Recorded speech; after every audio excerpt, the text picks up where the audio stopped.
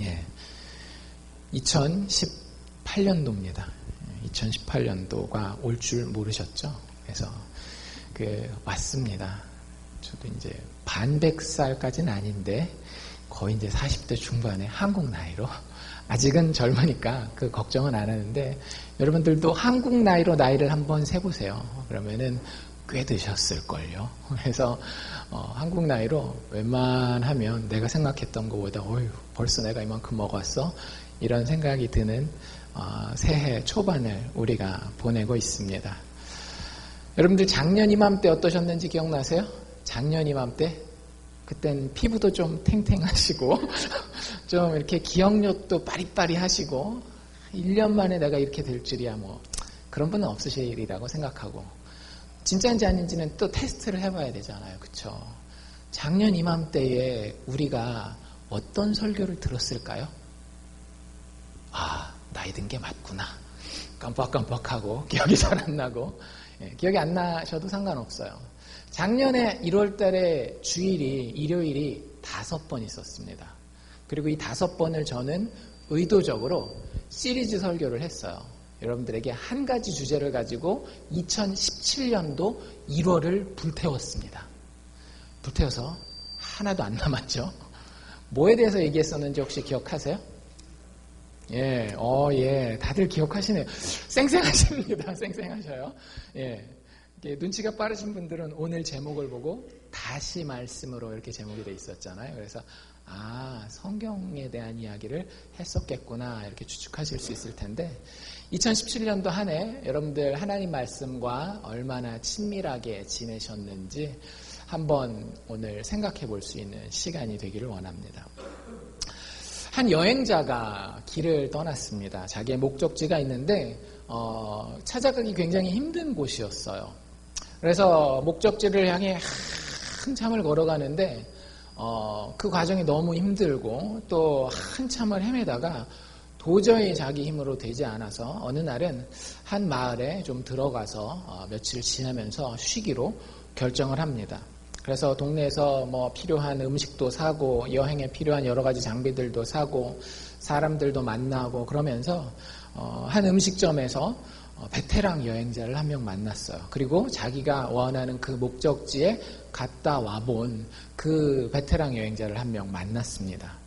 그래서 그 사람이랑 얘기를 나누다 보니까 나도 거기 가려고 했는데 다녀오셨다니 참 대단하시군요. 이런 얘기들을 나누면서 그 여행자가 거긴 어떻게 가는 것이고 어디 뭐 굉장히 좀 멀었던 것 같아요. 바다를 건너갈 때는 어느 계절은 피하고 막 이래가면서 설명을 막 해줬는데 이게 기억이 잘 안 나잖아요. 우리도 얘기를 다 들으면 한꺼번에 다 기억이 안 나는 것처럼 기억이 안 나니까 이 베테랑 여행자가 설명을 쭉 해주다가 자꾸 까먹고 자꾸 딴 얘기하고 하니까 자기가 가지고 있던 보물과도 같은 지도책을, 그래서 단지 지도 한 장이 아니라 그 지도에 처음에는 큰 지도가 있고 뒷장에 넘어가면 이제 지역별로 확대해 가지고 나누고 지역별로 특징을 써놓고 한 지도책을 이 여행자에게 선물해 줍니다.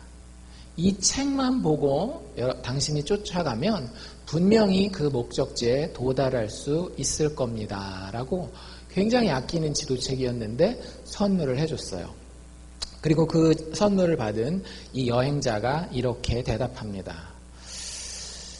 이 지도책이 진짜 나에게 유용할까요? 이렇게 지도책이 좀 페이지가 수가 많았나 봐요. 긴 내용을 읽을 시간이, 제가 여행하느라고 굉장히 바쁜데 이 긴 두꺼운 내용을 읽을 시간이 있을지 모르겠네요. 게다가 이렇게 두꺼운 거 보니까 목적지까지 가지고 다니려면 굉장히 걸리적거리는 물건에 불과하겠군요 하고 그 선물을 정중하게 거절하고 다시 여행길을 떠났습니다. 뭔 얘기야 그래. 만들어낸 얘기니까 그런 거예요. 제가 만들어낸 얘기는 아니고 제가 어떤 분에게 이렇게 그 카톡을 매일 받아요. 하루에 2번씩 받습니다. 새벽 4시에 또 저녁 한 5시, 6시에 이렇게 말씀에 대한, 믿음에 대한 도전을 주는 그런 메시지를 받는데 거기 나와 있던 예화였어요. 여러분들 생각에는 이 여행자는 과연 목적지에 도착할 수 있었을까요? 어찌어찌 운이 좋으면 도착할 수도 있었겠지만 이야기의 핵심은 뭐예요? 결국에는 지도책 따라가지 않아서 목적지에 도착하지 못했겠구나라고 예상케 하는 이야기입니다. 여러분들, 우리의 인생에도 지도책이 필요합니다. 우리의 인생을 살아갈 때 우리는 내가 분명히 도착할 수 있다라고 생각하고 가요. 그럼 제가 여러분들한테 진짜 물어봅시다.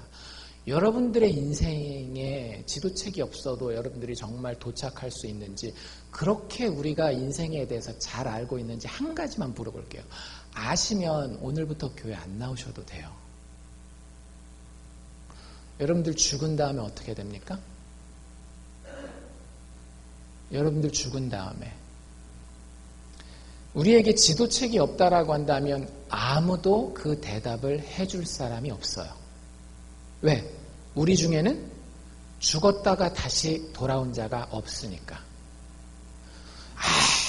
아무리 잘났어도요, 아무리 공부를 많이 하고 아무리 나이를 먹고 경험을 많이 했어도 우리 중에 죽었다가 돌아온 자는 아무도 없습니다. 우리가 분명히 인생의 어디를 향해서 가요? 아무리 쌩쌩해도, 지금 아무리 10대 막 쇠를 씹어먹어도 건강할 나이라고 해도 우리는 어디를 향해서 가요? 죽음을 향해서 가고 있어요. 근데 그 죽음 뒤에 무엇이 있는지 지도책이 없으면 사실 아무도 모른다라는 거예요. 여러분들, 인생에는 반드시 지도책이 필요합니다. 그리고 그 지도책은요, 우리의 죽음 너머만 설명해 주는 게 아니라 그 죽음 너머의 관점으로 지금 오늘을 살고 있는 우리의 현실을 설명해 줍니다. 예수 그리스도에 대한 이야기가 담겨있는 이 성경책은 우리가 죽은 다음에 천국 가게 할 뿐만 아니라 이 땅에서 정말 인간이 인간답게 살 수 있도록 도와주는 유일한 책이라고 보시면 돼요. 왜? 다른 모든 도덕책들은, 다른 모든 종교의 경전들의 핵심은 뭐예요? 요지는 뭐예요? 착하게 살고 열심히 살으라는 거예요. 그러면 당신이 죽은 다음에 천국 갈 수도 있고 이 땅에서 축복받을 수도 있다라고 하는 것이 다른 모든 지도책들의 핵심입니다. 하지만 우리가 지도책이라고 부르는 이 성경책은요, 우리가 노력해도 이룰 수 없는 부분이 있기 때문에, 죽음 이후에는 우리 스스로 감당할 수 없기 때문에, 그리고 우리의 진짜 못난 마음에 감춰진 그 부분은 내가 아무리 노력해도 감당할 수 없는 부분이 나에게 있기 때문에 신이 이 땅에 내려와서 내 손 붙들고 꼭 가야 되는 그 길로 당신의 힘을 공급하면서까지 내 생명을 다해 자기 생명을 내 생명 대신에 바쳐서까지 나를 이끌고 인생의 목적지에 이끌게 해주는 그 내용을 담고 있는 책이, 그 예수에 대해서 담고 있는 책이 바로 성경책이라고 하는 인생의 지도책입니다. 그래서 제가 여러분들에게 성경 읽읍시다, 성경 알아야 됩니다, 성경 공부합시다 이렇게 이야기 드리는 거예요. 저는 이렇게 공부했으니까 성경을 이렇게 많이 알고 있습니다를 자랑하려고 하는 것이 아니라 우리 다 똑같은 인간이잖아요. 죽음이라고 하는 똑같은 목적지를 향해 넘어가고 그 너머에 무엇이 있는지는 우리의 능력으로 전혀 알지 못하는 우리들이 하나님의 계시 가운데에 그 목적지가 어디에 있는지 어떻게 가는지를 알 수 있는 길이 성경에 나와 있기 때문에 저와 여러분이 같이 그 목적지에 잘 도착하기를 소원해서 여러분들에게 말씀에 대해 강조하는 겁니다.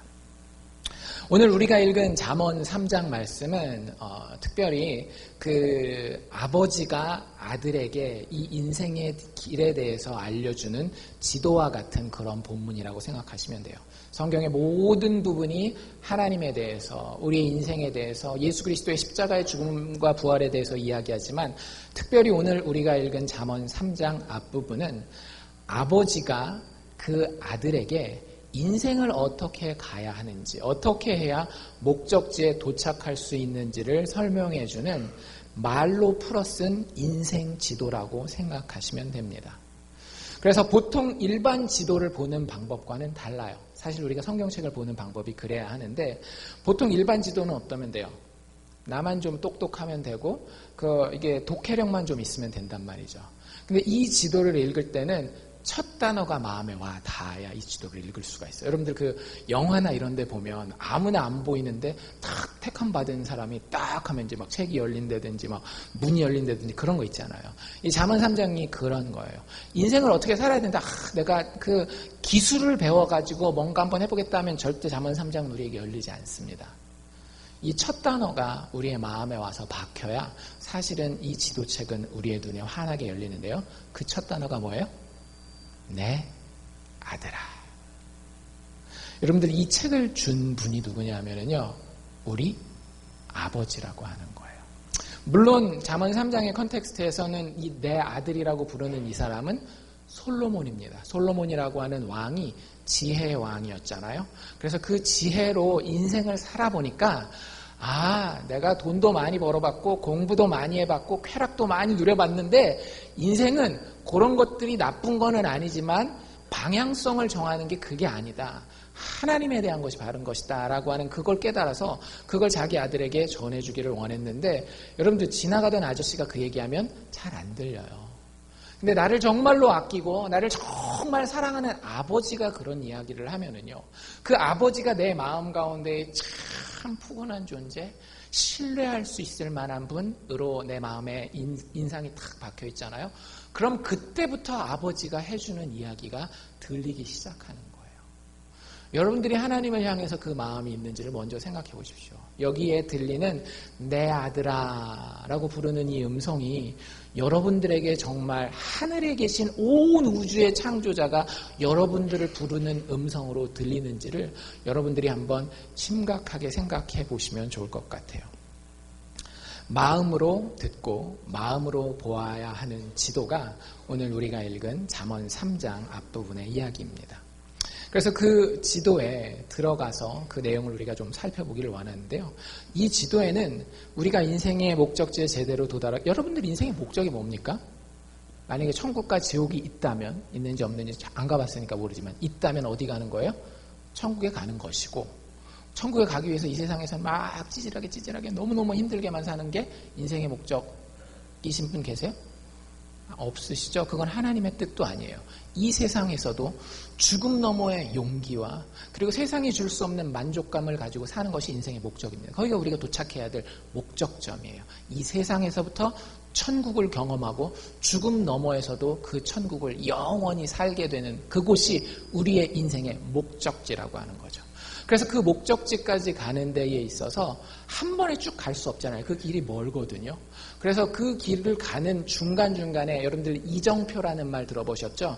이정표들이 이렇게 찍혀 있어요. 그래서 그 이정표들에 대해서 오늘 솔로몬은 자기 아들에게 이렇게 인생의 여정길을 갈 때에 이 여정표들을 보고 쫓아가라라고 알려주고 있습니다. 첫 번째 것부터 우리가 살펴보기를 원하는데요. 첫 번째는 1절에서 4절 사이에 나와 있는 건데 여러분들 잘 기억하십시오.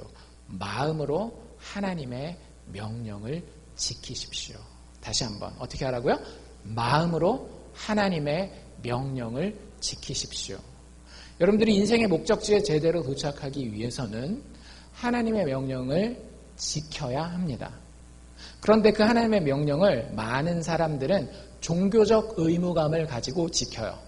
우리 아침에 그 영어 성경 공부하신 분들은 같이 생각해 봤는데 그냥 성경에 나오는 바리새인들 있죠. 바리새인들이 율법을 엄청 잘 지켰거든요. 근데 예수님 그거 굉장히 싫어하셨어요. 아주 가증스럽게 여기셨어요. 그게 신약의 얘기뿐만 아니라 오늘 우리가 읽는 구약에도 똑같이 나와 있는 하나님의 일관된 인간이 인생을 살아가야 되는 길이라고 하는 거예요. 아까 우리가 읽은 1절에 뭐라고 되어 있는가 하면 내 아들아 라고 이야기한 이후에 나의 법을 잊어버리지 말고 내 무엇으로? 마음으로, 내 마음으로 나의 명령을 지키라 라고 이야기를 합니다. 여러분들 그리스도인은 도덕적으로 완벽한 사람인가요? 여러분들 중에 예수 믿는 분들 많이 여기 예수 믿는다고 얘기하시죠. 그럼 물어봅시다. 난 예수 믿은 이후로는 거짓말 한 번도 안 했습니다. 있으시면 목사보다 낫습니다. 없을 거예요. 그런데 우리가 인생의 목적지에 도달하려면 어떻게 된다라고요? 하나님의 명령을 지켜야 된다라고 하는 거예요. 근데 행위로는요, 우리가 그 명령을 다 지킬 수가 없어요. 불가능합니다. 우리가 모자라기 때문에. 하나님의 법이 잘못됐기 때문이 아니라 우리가 모자라기 때문에. 그런데 하나님이 우리에게 바라는 거 한 가지 있어요. 뭐예요? 그 명령을 마음으로 품는 거예요. 예수 믿는 사람이 거짓말했는데 양심의 가책이 없어요? 여러분들 예수 안 믿는 겁니다. 정확하게 제가 말씀드릴게요. 예수 믿는 사람이 거짓말했는데 양심의 가책이 없잖아요? 예수 안 믿는 거예요. 천국은 물 건너간 거고요. 인생의 목적지는 절대 도달하지 못합니다. 하나님이 우리에게 원하는 것은 그 마음이에요. 단순히 육신의 아버지가 야, 너 아빠가 이렇게 했으니까 이 말 들어, 저 말 들어. 그런 어떤 아버지의 규율을 지키라고 하는 게 아닙니다. 문맥상으로 보면 저는 이 말씀을 솔직히 말해서 어렸을 때 되게 싫었어요. 중고등학교 때. 왜냐면 저희 아버지가 늘 이 말씀을 들고 있거든요. 제가 한참 반항기를 겪을 때에 아버지가 야 봐라 성경에 나와 있잖아. 아버지의 법을 잃어버리지 말고 마음으로 아버지의 명령을 지키라 그랬으니까 너 아버지 말을 순종해야지. 그러면 뭐 반박을 할 수도 없고 성경책에 막 나와 있으니까. 근데 제가 이 말씀을 준비하면서 그런 뜻도 있지만 진짜 더 중요한 게 있다는 걸 깨달았어요. 그게 뭐냐면 이 아버지가 여기서 누구예요? 솔로몬이죠. 그렇죠? 솔로몬이 자기가 가지고 있는 법이 있었어요. 솔로몬의 법은 자기가 만들어낸 법이 아닙니다. 솔로몬이 왕이 되기 전부터 하나님이 솔로몬에게 요구했었고 아버지 다윗을 통해서 솔로몬에게 전달된 하나님의 법이었어요. 솔로몬은 늘 모세오경을 두고 그 모세오경의 율법을 읽고 그 율법에서 하나님이 원하시는 것을 마음에서부터 순종하도록 왕 위에 세워진 사람이었어요. 그래서 여기서 나의 법이라고 하는 것은 솔로몬이 자기 멋대로 지어낸 인간의 규칙을 이야기하는 것이 아니라 솔로몬이 읽었던 성경에 나와 있는 그 법을 이야기를 하는 겁니다. 솔로몬이 읽었던 하나님의 명령, 하나님의 말씀을 이야기를 하는 거예요. 우리에게 쉽게 적용한다면 성경 말씀을 이야기한다라고 하는 거죠. 하나님은 우리에게 인생의 제대로 된 목적지에 도착하게 해서 뭘 요구하고 계시는가 하면 성경을 우리의 마음에 품고 지키기를 원하신다라고 하는 거예요. 여러분들 정말로 성경을 여러분들 마음에 품으셨는지 한번 생각해 보시면 좋을 것 같아요. 어느 정도까지 이야기하고 있는가 하면 3절에 넘어가면 인자와 진리로 내게서 떠나지 않게 하고, 여기서 인자와 진리는 성경을 이야기를 하는 겁니다. 하나님의 성품이 인자와 진리거든요. 성경에 드러난 하나님의 성품. 그래서 인자와 진리는 성경이에요. 성경으로 내게서 떠나지 않게 하고, 그 뒤에 뭐라고 나와요? 그것을 너의 목에다가 메고 다니래요. 그리고 또 어디다가 새기래요? 마음판에다가 다 기록을 하라고 이야기를 합니다. 얼마나 결연하게 우리가 마음으로 하나님의 말씀을 품어야 하는지 솔로몬이 분명하게 절대 우리가 헷갈리지 않도록 이야기하고 있는 거예요. 여러분들 그러실 수 있기를 바랍니다. 우리는 성경을 읽으면 늘 뭐만 들어와요? 1절에서 4절 중에 우리의 눈에 들어오는 것만 제가 한번 읽어볼까요? 그것이 너로 장수하여 많은 해를 누리게 하며 평강을 더하게 하리라. 그 다음에 3절 샥 넘어가지고 4절에 그리하면 내가 하나님과 사람 앞에 은총과 귀중히 여김을 받으리라. 우리 눈에는 이것만 들어와요. 근데 여러분들 지도책은요, 목적지만 가르쳐주는 게 아니라 그랬죠. 그 목적지에 도달하는 길을 가르쳐준다라고요. 그리고 그 중간중간에 하나님이 놓으신 이정표가 있는데 그중 첫 번째가 무엇인가 하면 우리의 마음으로 하나님의 말씀을, 성경을 품고 지키라라고 하는 것입니다. 이게 첫 번째 이정표예요. 두 번째 이정표는 뭐냐면 5절에서 8절 사이에 나와 있는데요. 여러분들 우리가 인생의 목적지에 도달하기 위해서는 마음을 다하여 하나님을 의뢰하십시오. 마음을 다하여 하나님을 의뢰하십시오. 의뢰라고 하는 거는 의지하다 뭐 이런 뜻이죠. 영어로 trust 이런 단어를 쓰잖아요. 여러분들 성경을 읽는 방법은 크게 두 가지 방법이 있습니다. 하나는 이걸 기술적으로 읽는 거예요. 기술적으로. 두 번째 방법은 뭘까요? 이 책을 인격적으로 읽는 겁니다. 여러분들이 인생의 목적지에 제대로 도달하기 위해서 성경책을 읽어야 된다. 성경책을 마음에 품고 지켜야 된다라고 얘기를 했는데 여러분들이 이 성경책을 기술적으로만 읽으면 내용 읽고 암기하고 여기 뭔 내용이 들어있는지 아는 것만 가지고는 저는 절대로 인생이 제대로 된 목적지에 도착할 수 없다라고 하는 거예요. 성경은 하나님의 말씀이라고 부르죠.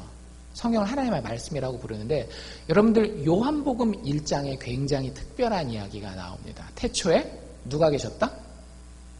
말씀이 계시니 그 말씀이 하나님과 함께 하셨고 그 말씀이 곧 하나님이시라. 되게 좀 철학적이고 말이 돼? 이상해 이렇게 생각해요. 근데 여러분들 신앙생활 오래 하셔서 그 부분 강해 설교를 들어보신 분들은 알겠지만 요한복음 1장에 나오는 그 말씀은 누구를 얘기를 하는 거예요? 예수님을 얘기를 하는 겁니다. 예수님을 부르는 다른 타이틀이 뭐라고요? 말씀이라고요. 여러분들 그래서 성경책은요 그냥 하얀 종이 위에 까만 글씨가 써있는 문학 자료가 아니에요. 도덕책도 아니고요. 그 다음에 율법 법이 나와 있는 법전도 아니에요. 성경책은 하나의 인격입니다. 성경책은 우리가 우리의 마음을 다해서 읽을 때에 여기서 사람을 만나게 돼요.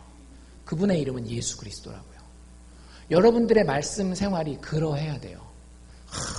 목사님 읽으라니까 이번 주 우리 목장의 통독 목표가 어디까지니까 물론 그렇게 해서라도 일단 읽기는 읽어야 되겠죠. 근데 거기서 멈추면 안 된다라고 하는 거예요.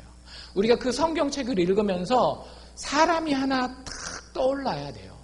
여러분들 무당들도 사람을 떠올리잖아요. 저희 아버지 어렸을 때 얘기를 들어보면 대병에다가 사람 이름 써가지고 탁 집어넣고 박수무당이 막 춤추고 하면 병이 펑펑펑 뛰어가지고 무당들도 거기 사람을 만나는데 인격을 만나는데 우리는 참 신이신 하나님을 만난다라고 하는데 성경 말씀을 읽으면서 예수님을 만나지 못하고 있다라고 하면 굉장히 잘못돼도 뭐가 잘못된 거예요.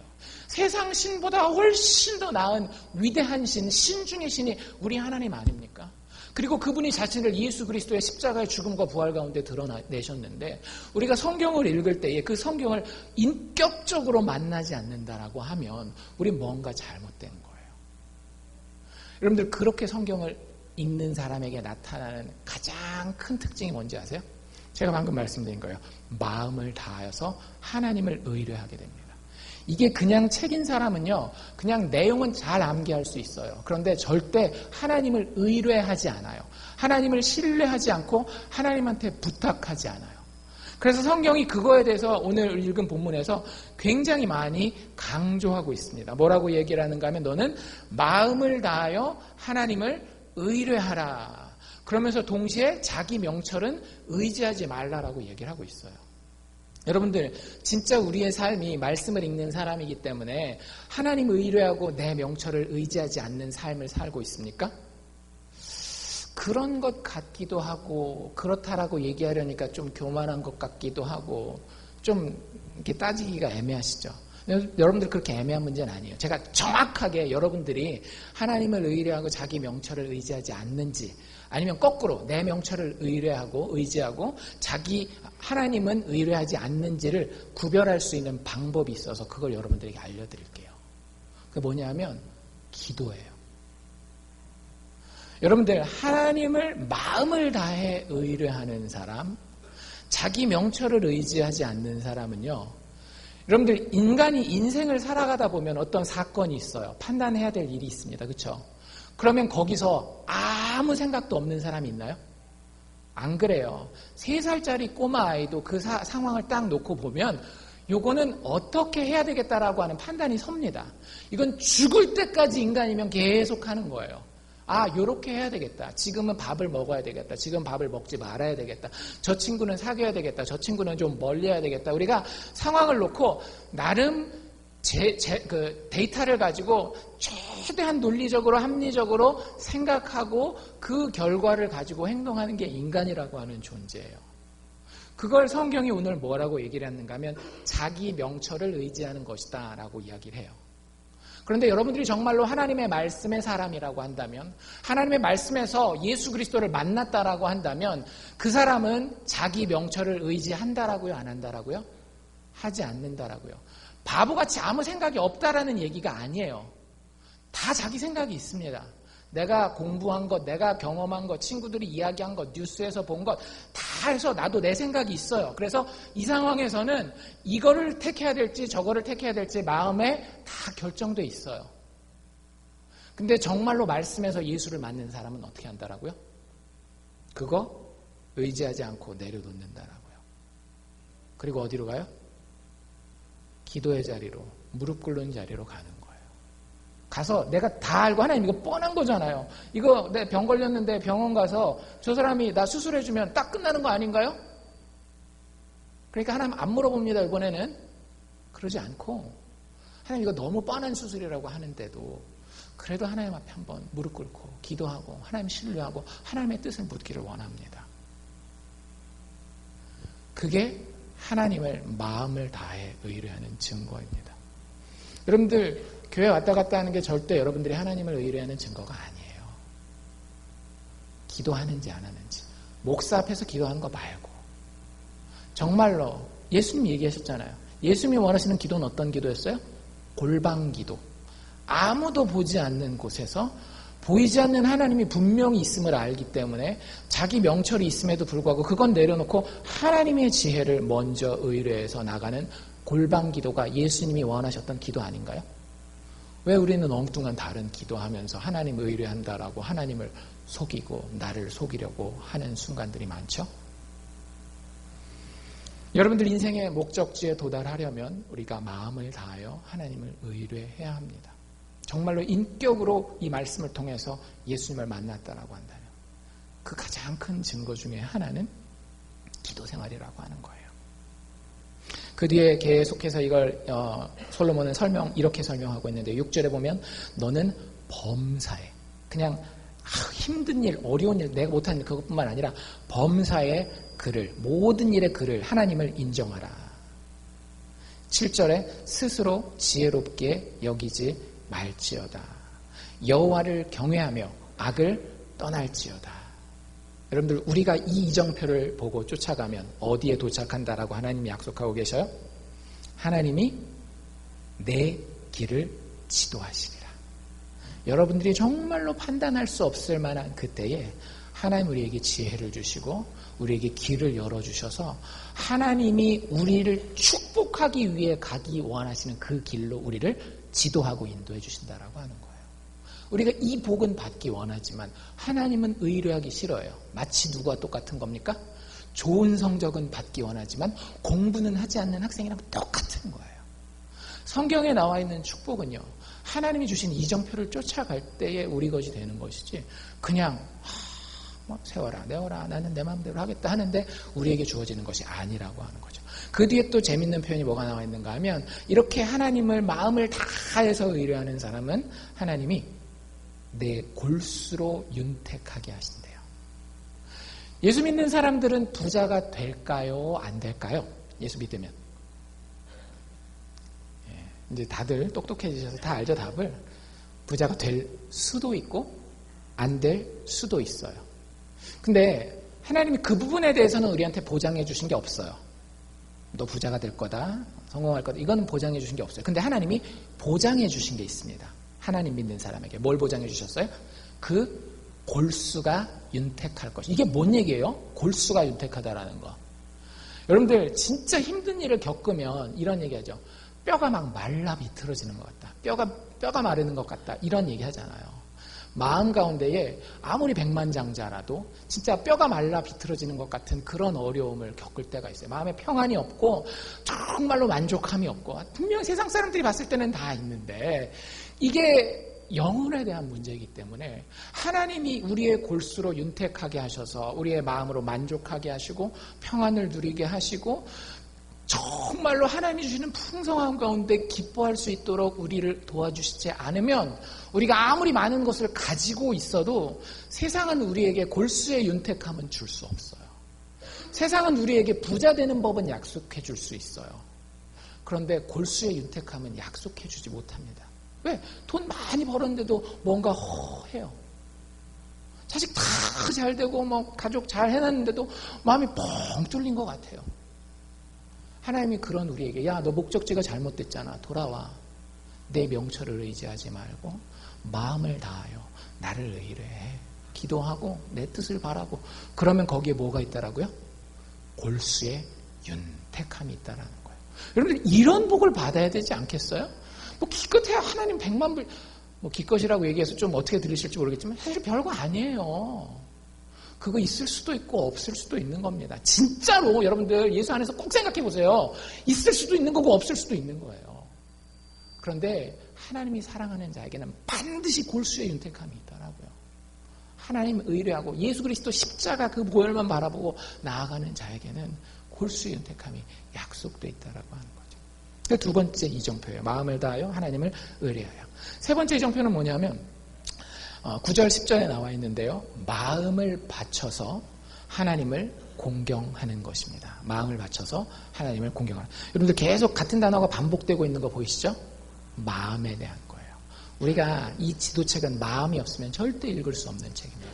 세 번째, 마음을 바쳐 하나님을 공경하라. 9절 10절에 뭐라고 되어 있는가 하면 솔로몬이 자기 아들한테 너의 재물, 돈, 네 돈과 너의 소산물에 처음 익은 열매로 여호와를 공경하라 이렇게 얘기를 하고 있어요.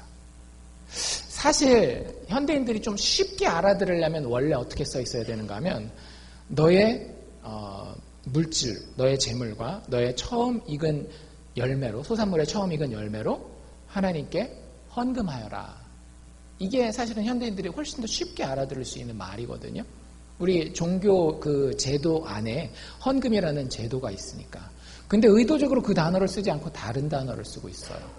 너희가 너희의 재물과 너희의 소산물의 처음 익은 열매로 하나님을 공경하라. Honor your God. 여러분들, 누군가를 여러분들이 정말로 존중해요. 공경해요. 여러분들에게 친구가 있다라고 합시다. 근데 그 친구가 입으로는 아주 효자예요. 입으로는 뭐, 와, 저런 효자가 어디 있어? 막 이럴 정도로 효자예요. 근데 보면 1년에 한 번도 어머니 아버지한테 전화를 안 해요. 전화하는 날은 돈 떨어진 날이에요. 아무리 말을 해도 나는 우리 부모님 너무 존경해. 근데 얼마나 존경하고 공경하고 사랑하는지 몰라 해도 뭐가 없으면 행동이 없으면 그건 다 공연불입니다. 절대 그 믿으면 안 되는 거예요.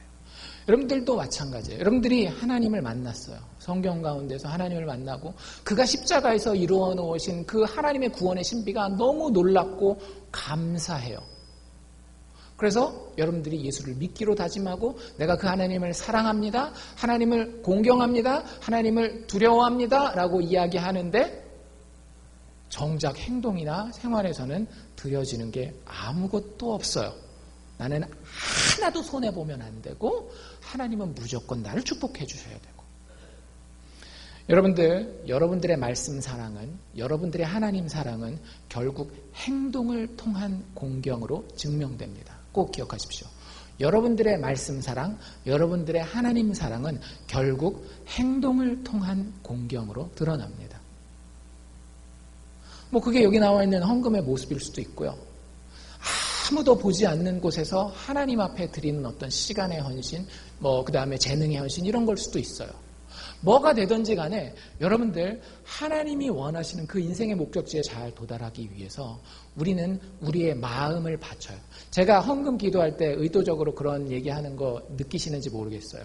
하나님 우리가 돈 들고 나왔으니까 이 돈 받으시고 기뻐해 주시옵소서. 그렇게 잘 기도 안 하려고 해요. 뭐라고 기도하죠? 하나님 우리의 마음을 받아주시옵소서, 우리의 사랑을 받아주시옵소서라고 일부러 그렇게 기도하는 거예요. 우리가 그렇게 하나님께 드리는 게 맞는 거기 때문에.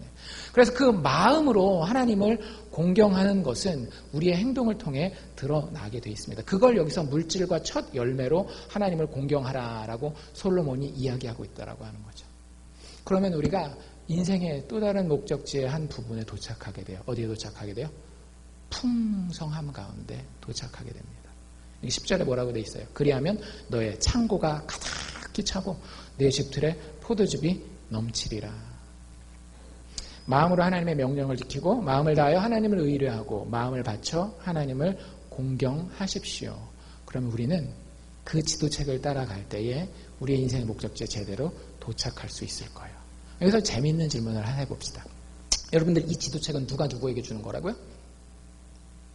솔로몬 왕이 자기 아들에게 주는 책이에요. 그쵸?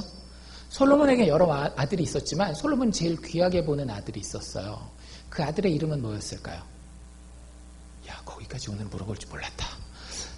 르호보암이라고 하는 아들이었습니다. 왜 이 아들이 중요한가 하면 솔로몬이 가진 것 중에 제일 귀한 게 뭐예요?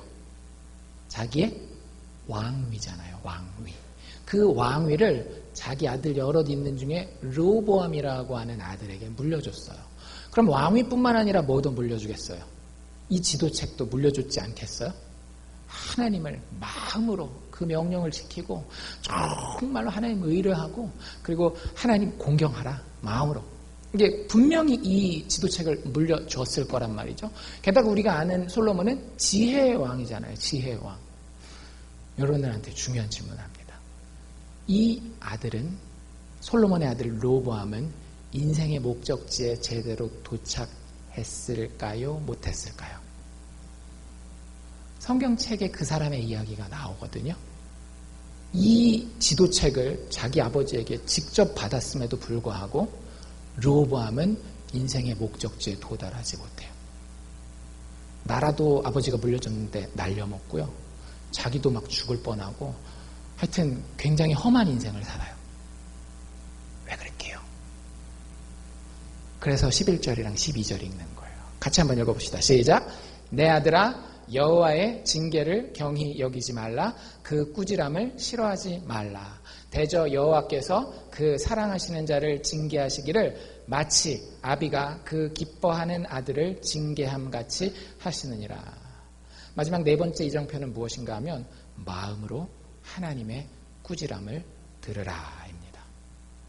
여러분들, 우리가 성경을 볼 때 우리는 자꾸 우리한테 익숙하고 편한 것만 읽으려고 해요. 쉽게 얘기하면 성경에 나와 있는 축복의 이야기, 잘 된다는 이야기, 위로해주는 이야기, 이런 걸 들으려고 해요. 물론 여러분들 성경에 그런 이야기가 많이 나와 있습니다. 근데 진짜로 여러분들이 성경에 진지한 분들이라고 하면 집에 가서 글자 수나 아니면 단어 수나 아니면 장수, 절수를 가지고 하나님이 우리를 꾸짖고 훈계하는 내용이 성경에 더 많은지, 정말로 우리를 축복하고 위로하고 사랑한다는 그 내용이 더 많은지를 살펴보세요. 여러분들, 의외로 하나님이 우리를 징계하고 꾸짖는 내용이 압도적으로 많습니다. 진짜 그래요. 성경 사랑의 책 아니었어? 예, 사랑의 책이기 때문에 그 내용이 많은 거예요.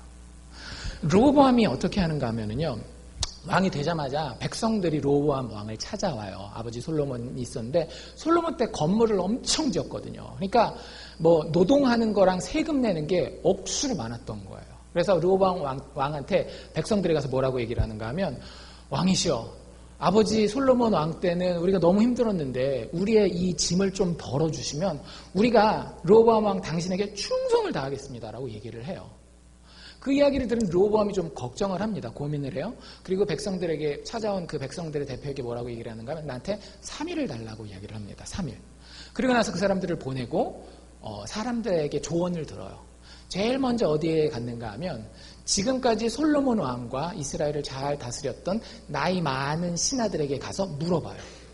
그랬더니 그 신하 나이 많은 노인들이 뭐라고 대답했는가 하면 르호보암에게 이 백성들이 참 힘들긴 힘들었습니다. 그러니 르호보암 왕 당신이 이 백성들의 종이 되어서 그 사람들을 섬기십시오. 그러면 그 사람들은 영원히 당신의 종이 될 것입니다. 라고 얘기를 해줬어요. 문제는 뭐였는가 하면 르호보암은 이 말을 듣고 싶지 않았어요. 한참 혈기왕성하고 이제 방금 내가 왕의 자리에 딱 앉았는데 처음부터 구피라는 거예요. 듣고 싶겠어요? 안 듣고 싶겠어요? 에이, 저라도 듣기 싫죠. 그래서 안 들어요. 그리고 나서는 들었음에도 불구하고, 자기가 물어보고 자기가 들었음에도 불구하고 그걸 무시하고 다른 사람들을 찾아갑니다. 누구를 찾아가죠? 자기와 함께 자란 나이 젊은 자기 또래, 자기가 뽑아서 그 지위에다가 놨던 그 신하들을 찾아가서 물어봐요. 똑같은 걸. 백성들이 이렇게 짐을 좀 덜어달라고 그랬는데 어떻게 하면 좋을까? 근데 그 친구들이 딱 르호보암이 듣고 싶은 얘기를 해주는 거예요. 뭐라 그래요? 가서 이렇게 얘기해. 우리 아버지 솔로몬의 허리보다 내 새끼손가락이 더 두꺼워. 우리 아버지는 너희를 채찍으로 다스렸지만 나는 너희를 독이 들어있는 전갈로 다스릴 거야. 그러면 꼼짝도 못할 거야. 기가 죽어가지고. 카리스마 있잖아. 멋있지? 가서 얘기해. 그 사람들의 말이 맞아서가 아니라 르호보암은 이미 자기 마음 가운데에 결정해 놓은 게 있는 거예요. 나한테 익숙한 것이 있고 나한테 편한 것이 있고 내가 생각했을 때 나한테 이익이 되는 것이 있었던 겁니다. 여러분들, 성경은 절대 우리가 편한 곳에 머물러 있기를 원하지 않으세요. 여러분들, 우리가 편한 데 머물러 있으면 그걸 한 글자로 뭐라 그러게요? 죄라 그래요. 여러분들, 우리가 편한 데 머물러 있으면은요, 우리가 익숙한 데 머물러 있으면은요, 우리는 죄 가운데서 맨날 굴러다가 인생의 목적지와는 전혀 상관없는 삶을 삽니다. 우리는 늘 교만함과 이기심으로 가득 차 있어요. 여러분들, 소셜미디어 하시는 분들, 카톡이나 아니면은 페이스북 하시는 분들 보면, 그거 다 뭐예요? 여러분들의 진정한 모습입니까? 내가 어제 시험 못 봐가지고 진짜 너무 망했어. 그런 거 페이스북이나 아니면 카톡 프로필 이런 데 올라오는 거 본 적 있으세요? 항상 페이스북이나 이런 데는 뭐가 나와요? 잘 되고, 성공하고, 행복하고, 이런 것들만 다 올라오잖아요. 근데 그게 인간이에요. 누구 하나를 지목하는 게 아니라 저를 포함해서 모든 인간은요, 이기심과 교만함으로 똘똘 뭉쳐 있어요.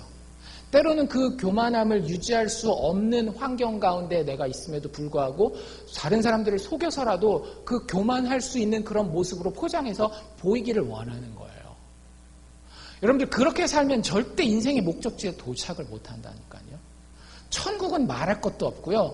이 세상에서 하나님이 주시는 그 골수의 윤택함이라든지 평안함과 만족함은 완전 물 건너간 거예요. 이기심과 교만함으로 가득 차게 되면. 그래서 십자가가 그 이기심과 교만함으로 가득 찬 그 사람들의 죄가 어떻게 멸망하는지를 피를 뚝뚝 흘리면서 우리에게 보여주는 거 아닙니까? 성경이 우리에게 주고 있는 징계와 교훈이 그런 것들이에요. 너희들 겸손하여라. 너희들 너희의 이익을 버리고 다른 사람들을 사랑하여라. 근데 그게 우리가 듣기에 되게 안 좋은 말이에요. 여러분들, 하루 편히 쉬고 싶잖아요. 근데 가서 어려운 사람들 도와줘라. 가서 그 사람들 집 짓는 거 도와주고 그러라 그러면 내가 익숙하지 않고 내가 편하지 않으니까 싫잖아요. 그거 안 하면 성경에서 넌 너밖에 모르냐 이런 얘기 나오거든요. 되게 듣기 싫어요. 넘겨요. 아유, 하나님 세상을 이처럼 사랑하사 너무 날 사랑하시네. 르호보암이 그래서 앞에 세 개 다 알고 있었는데도 목적지에 도착하지 못했던 거예요. 마지막 이정표를 보지 않아서 마음으로 하나님의 꾸지람을 들어야 되는데 마음에서부터 그게 싫었던 겁니다. 여러분들에게도 이 마지막 이정표를 볼 수 있는 눈이 좀 있으면 좋겠어요. 좀 고수거든요. 신앙의 고수. 하나님이 우리를 꾸짖으십니다. 여러분들, 그거는 당연한 거예요. 왜? 하나님은 다 보이고 우리는 볼 수 있는 게 너무 제한적이라서 실수하는 것 투성인데 하나님이 거기다 대고 이거 잘못됐어 저거 잘못됐어 하는데 잔소리 좀 그만해요. 저리 가요. 그러면 그 인생은요, 내가 보는 것 이상 넘어갈 수가 없어요. 우리가 얼마나 많이 봅니까? 얼마나 멀리까지 볼 수 있겠어요? 절대 우리가 꿈꾸는 거기는 못 가요. 보이는 데까지는 가겠죠. 근데 그 보이는 것들은 절대 우리의 심장을 만족시켜주지 못한다니까요. 그 보이는 것 너머의 것을 보시고 그 가운데 십자가로 온전한 만족과 승리와 평화를 이루어 놓으신 그 하나님의 꾸지람이 있을 때에 하나님 듣겠습니다 하는 그 마음이 있어야 된다는 거예요. 왜? 그분이 나를 꾸짖으시는 이유는 사랑하기 때문에. 여기 나와 있었잖아요. 방금 우리가 읽은데 아버지가 그 사랑하시는 자를 징계하는 것처럼 하나님은 우리를 기뻐하시기 때문에 꾸짖으시는 거라고요. 거기서 계속 하나님 이게 맞습니다. 하나님 잘 모르잖아요. 이러고 있으면 안 돼요. 하나님의 말씀을 읽을 때에 여러분들 나랑 다르고 나한테 아픈 본문일수록 더 오래 더 깊이 묵상하고 읽고 기도 가운데에 들어가야 되는 겁니다. 거기에 우리가 인생의 목적지에 도착할 수 있는 마지막 관문이 열리는 거예요. 제가 아까 드린 그 예화와 함께 온 글입니다. 새벽 4시마다 저녁 6시 그마다 오는 사모님이에요. 그 사모님 정말 예수님을 너무너무 사랑하시는 지금도 매번 오는데 매번 주님 오실 날, 재림하실 그날 기다리시고, 그러면서 어저께 저녁 때 받은 겁니다. 설교 준비하고 있는데. 거기 아까 드린 그 여행자의 예화와 함께 정말 제 눈을 번쩍 뜨이게 하는 그런 경고의 말씀이 있었어요. 그 사모님은 목사고 뭐고 없어요. 하나님 앞에 바로 서는 게 중요하기 때문에. 저한테도 그렇게 보내셨어요. 뭐라고 보냈는가 하면, 말씀을 등한히 하는 자는 진정한 신앙인이 아니다. 목사가 받은 카톡입니다. 다시 읽어드릴게요. 말씀을 등한히 하는 자는 진정한 신앙인이 아니다. 여러분들이 아무리 저 효자예요 해도 효자인지 아닌지는 어떻게 드러나는지 아시는 것처럼 똑같다라는 거예요. 말씀을 등한히 하는 자는 진정한 신앙인이 아니다. 그리고 그 뒤에 이렇게 설명하셨어요. 말씀이라는 삶의 지도를 받고도 읽기를 게을리하며 아무데나 방치해두고 걸리적거리는 물건으로 게을리 열어보지도 않았다가 주일에 앉은 먼지 툭툭 털고 교회나 들고 가는, 아니 사실 교회도 들고 가지 않는 그런 말씀을 무시하는 반복된 삶으로 어떻게 목적지 천국에 도달할 수 있을까?